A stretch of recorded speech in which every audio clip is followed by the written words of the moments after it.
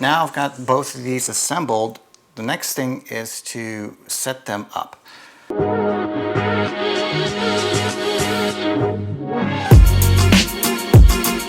I've got two PoE injectors, but we're going to do this one at a time.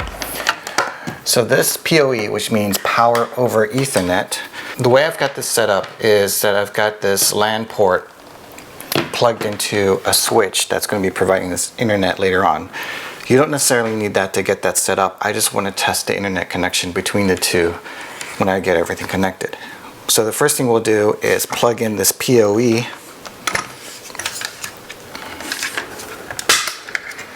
right in here. So this should power it on.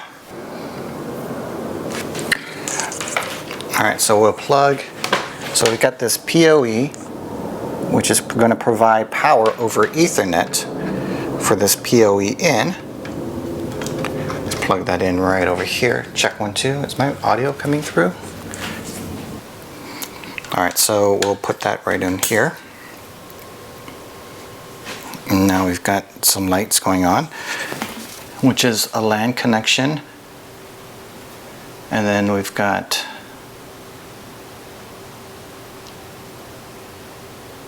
alright, so it's blinking.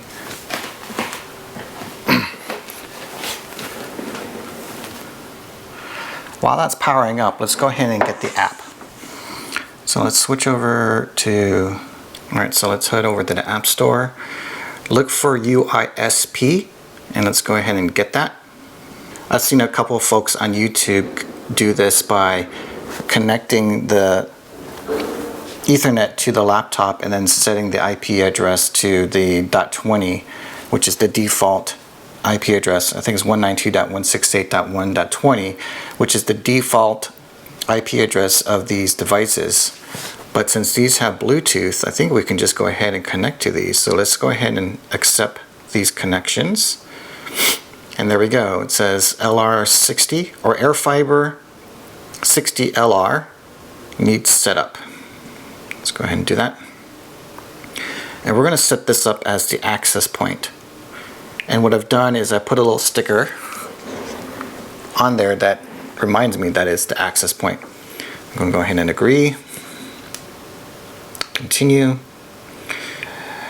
Now, depending on the country that you're located in, it will ask you what country you're in, so it can send the signals appropriately.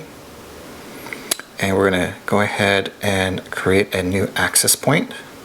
Invalid country. Oh, how if I go ahead and enable this so it knows where we are. I probably should have selected the manual since I just saw that, but we'll go ahead and review the settings after this gets set up. I'm curious to see what this automatic is. Invalid country, come on. Needs setup. Manual setup. United States. There we go. So at this point, I want to go ahead and call this something else. We'll leave it at the default of 1080 megahertz. And you can see the frequency ranges from 64,800 to 69,120. Too bad it doesn't have 69,420. Elon Musk. Let's go ahead and save the password in case I forget it. Click on Done. And Tools. Antenna alignment. Oh, that's cool. Okay, we'll worry about that later. So it looks like we're waiting for a station and we need to set this up. Just going through here, I don't know if it automatically updates the firmware. Let's go ahead and go to firmware upgrade.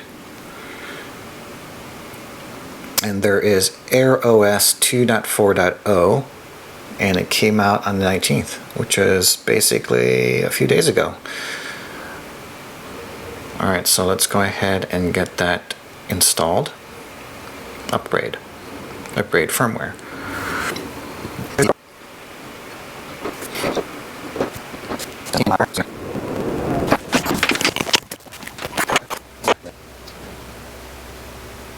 We've we've got the second PoE injector here. This blue cable is going to be my LAN port for my laptop when we test the connection between these two, because what I'll do is I'll disconnect the wireless and we'll check the connection. So let's go ahead and plug this in to get power. There's going to be no network to this one. I'm going to set this as a remote. And over here there's a light. Now we see that it needs setup, so let's go ahead and select that one. And we'll do a manual setup. Continue.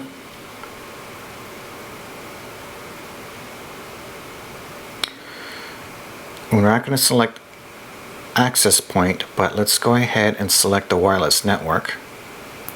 So hopefully, not hopefully, it should see because they're right next to each other, but hopefully it's not broadcasting the signal so strong that it's interfering with each other.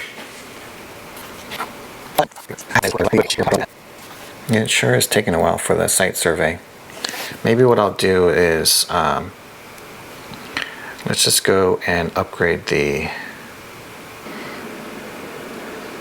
Okay.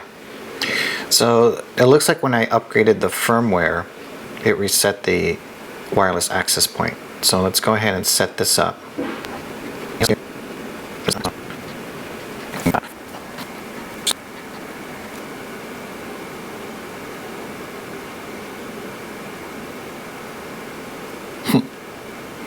All right, we've got an OK signal, 5 kilobits per second. Let's see what happens if we point these at each other.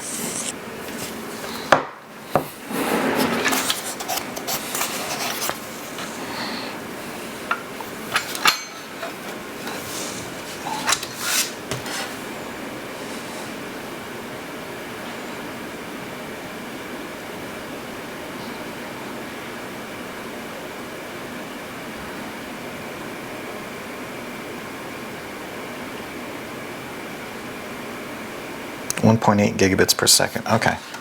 All right, so now here's the test. I've got this as the receiver.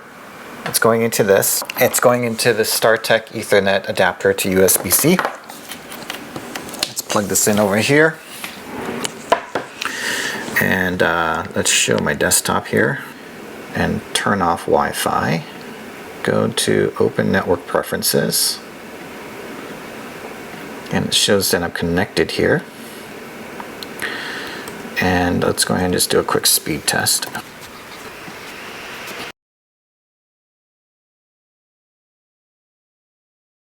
All right, let's take a look at the web interface. So we've got the receiver and we've got the access point. This link signal is not good because we're not pointing them exactly at each other. As we scroll down, you can see the information about the device model, what version they're on. I'm going to make sure all that matches. This is the master, and we've got the station.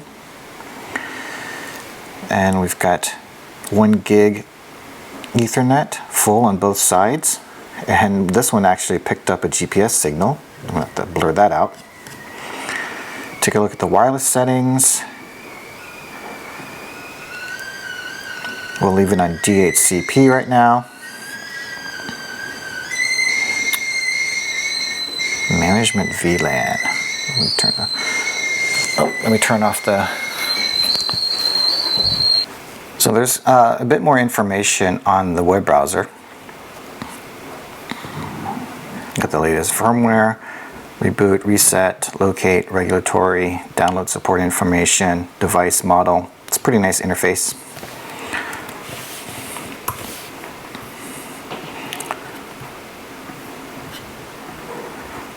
And under tools, we can take a look at that alignment, discovery, ping, trace route, and speed test.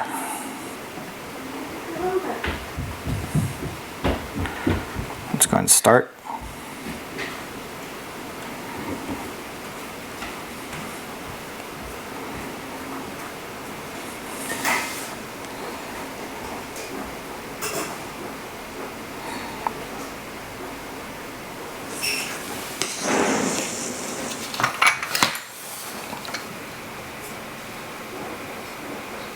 Wow, it's amazing what happens when you get these aligned.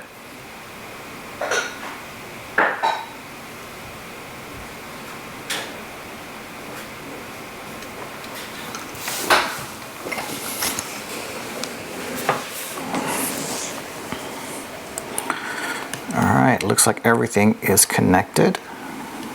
So the lower the signal to noise ratio, the better. The main reason why we want to get this all set up and configured is because we don't want to be doing this on the roof. So getting everything tested in a safe location and you have a strong signal where you can update things is really important. And then the next thing you have to do is when you go up and install this on the roof, you just have to focus on the alignment. So the reason why you want paired antennas is because if you want to transmit at the same speed, you've got to have the same connection from the receiving end as well to be able to transmit the packets back at the same speed that you're receiving them. You don't necessarily have to have matching pairs if you're just worried about receiving a signal. And then as long as you can send a signal back and it's on the same frequency, then you'll be connected. All right, so we've got two. So inside the box, we'll be setting this up with the UNMS software. I'll try using this in the app since I haven't seen anybody set it up with the phone. And then this has the 60 gigahertz integrated dish radio system, and it can be extended with channels 5 and 6. It does have a 5 gigahertz failover backhaul. And then it's up to 1 gigabit per second throughput over 15 kilometers. It has integrated GPS if you have multiple dishes, and Bluetooth management radio, which we'll use the app with, and then full and half bandwidth support. So it comes with the dish, the antenna, the aiming assistant, the mounting bracket, the screw kit, Allen wrench, and then the gigabit PoE adapter, which is 48 volts at 0.65 amps. So foam protector. Here's the dish. Okay, here's the dish.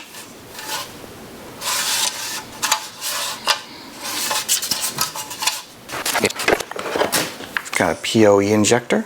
So the LAN goes here, and then this goes to the dish, which is the red spot. It says PoE.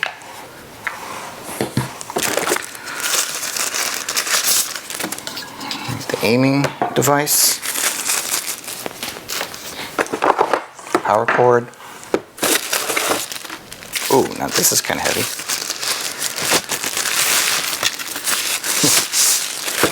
it looks like a shower head. The screw kit.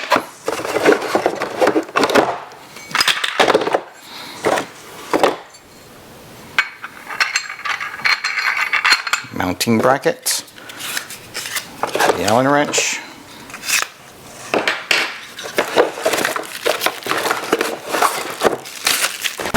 And these arms are plastic. This is also plastic, but this has some heft to it. All right, let's see how we can go ahead and get this connected. All right, let's start with putting these arms together here. Here.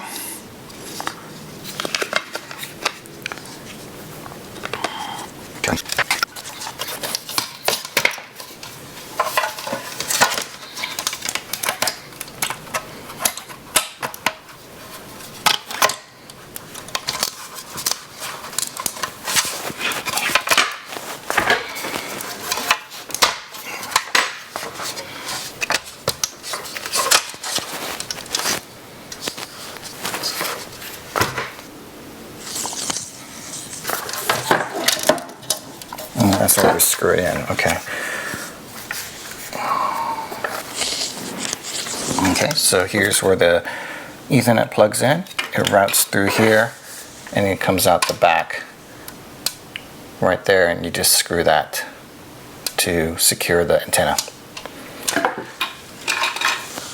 All right.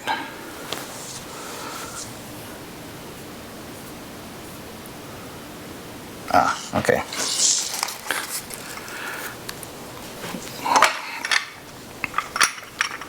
Alright, So this little screw, once we secure that on there,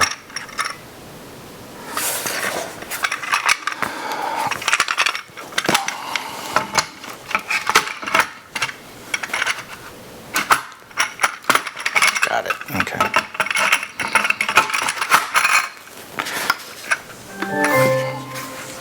And then this tiny screw.